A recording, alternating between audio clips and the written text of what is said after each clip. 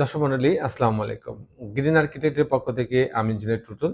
আপনাকে অনেক অনেক অভিনন্দন এবং শুভেচ্ছা জানিয়ে আজকে একটি তথ্যবহুল ভিডিও আমি আপনার মাঝে উপস্থাপন করার চেষ্টা করব। আজকের টপিকস হচ্ছে যে আমি ঢালাইয়ের সময়, বাড়ি বানানোর সময় আমি কেমিক্যাল ইউজ করব কিনা? আমি বলব যে অবশ্যই কেমিক্যাল ইউজ করবেন। বাজারে অনেক ধরনের কেমিক্যাল আছে, যেমন বোরাল আছে, মিস্টার ফিক্সিট আছে, আরও অসংখ্য কেমিক্যালস আছে। আপনি যেকোনো একটা কেমিক্যাল ব্যবহার করলেই হবে। তো কেমিক্যাল ইউজ করলে আপনি কি সুবিধা পাবেন? কেমিক্যাল ইউজ করলে আমার সুবিধা হচ্ছে এটা যে আপনার বাড়িটা নোনা ধরবে না, সহজে ড্যাম হবে না এবং বাড়িতে শক্তি বৃদ্ধি পাবে। যে কনক্রিটের স্ট্রেংথ এটা কিন্তু বৃদ্ধি পাবে।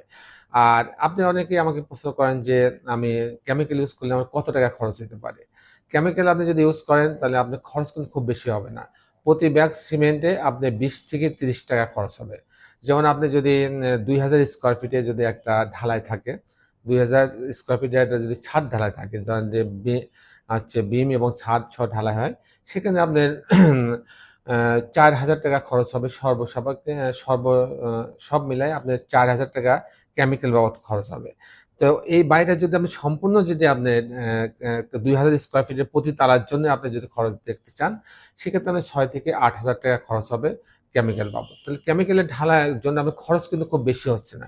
সেক্ষেত্রে যদি আপনি সিমেন্ট যদি একটু কমও দেন, তারপরেও কিন্তু আপনার কোনো ক্ষতি হবে না। কারণ কি? কেমিক্যাল নিজেই কিন্তু আপনার ঢালাই শক্তিটাকে কিছুটা বাড়ায় দিবে। তাই আমি আপনাকে সবসময় পরামর্শ দেব, বাড়ির যখন আপনি করবেন, যখন ঢালাই দিবেন, তখন অবশ্যই কেমিক্যাল ইউজ করবেন। কেমিক্যাল ইউজ করতে যে খুব বেশি টাকা খরচ হচ্ছে তা না। আপনার অল্প টাকা খরচ করে আপনি কিন্তু অনেক বেশি বেনিফিট পাচ্ছেন। তো দর্শক মণ্ডলী, আজকে এই ছিল মোটামুটি আমার উপস্থাপনা। আপনি যারা দেশে এবং দেশের বাইরে আমার এই ভিডিওটি দেখলেন, সবাইকে আমি আমার প্রতিষ্ঠান গ্রিন আর্কিটেক্টের পক্ষ থেকে অনেক অনেক অভিনন্দন এবং ধন্যবাদ জানাচ্ছি। সবাই ভালো থাকবেন। আল্লাহ হাফেজ।